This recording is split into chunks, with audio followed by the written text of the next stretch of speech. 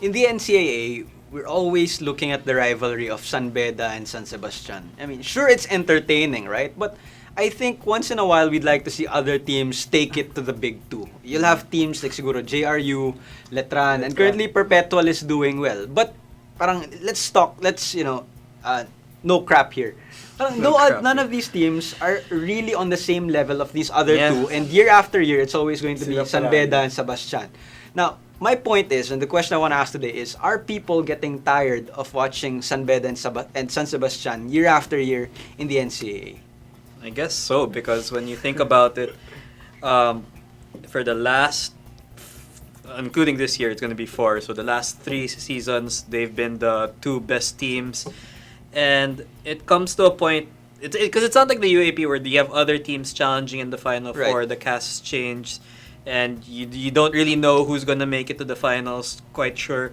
But like, if you look at the NCAA, you always know San Beda's gonna be there. And for the past few seasons, you always know Baste is gonna be there. Parang pinahiram lang this season, di ba, sa Baste? Because Baste is a little bit strong. Pinahiram lang, and then babalik rin sa kanila next season.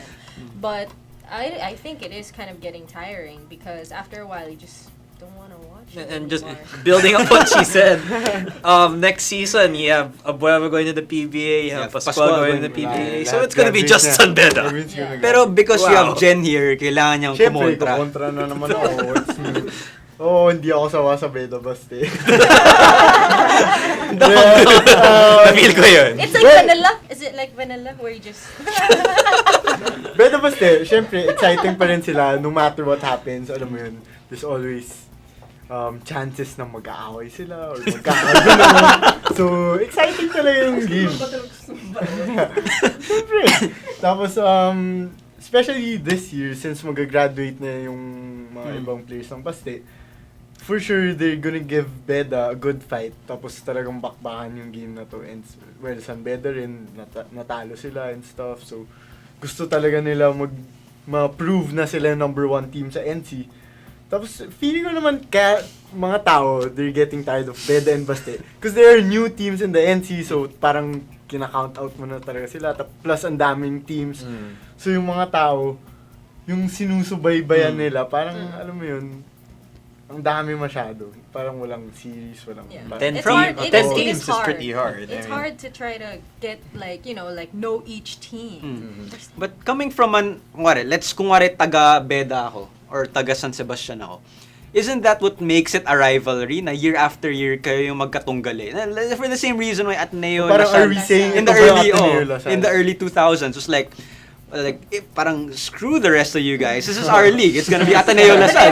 It's parang look at it. That's gonna go parang flipping the over question. Isn't it like the same thing happening in the NCAA with San Beda and Sebastian? Well, when you think about it, San Sebastian. FEU's been in the finals. UST has challenged them. This year, NU is the big story. So there are other teams. NU bandwagon. So you have other teams, but if in the NC, you know it's going to be these 2 teams again. And we wanted Letran to be that other team. We're hoping Perpetual is that other team. JRU might be the other team. But then we see... They're having their losses. We see JRU held to 30-something 37. points. Ang feeling ko magiging Baste Perps na.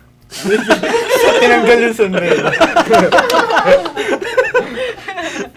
Okay lang maging radical pero medyo mali nga.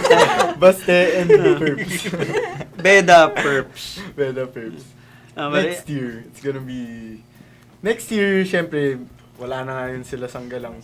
So, marami ng teams si Sanggalang yung nandun, si Pascual at si Pascual and Abueva's gonna graduate. So, marami ng ibang teams sa papasok. JRU, parang intact pa rin yung core nila and stuff. Tapos yung Perps, new team. Hopefully, yung Arellano and other schools, Benil. mag-step up sila, Benil yun. Hopefully. Hopefully. Umaasa na, parang exciting naman. So maybe it's just going to be 2-3 seasons of battle for second place unless something changes radically. But until then, if you're a fan of San Beda, you're a fan of San Sebastian, You're happy. You're happy. Enjoy.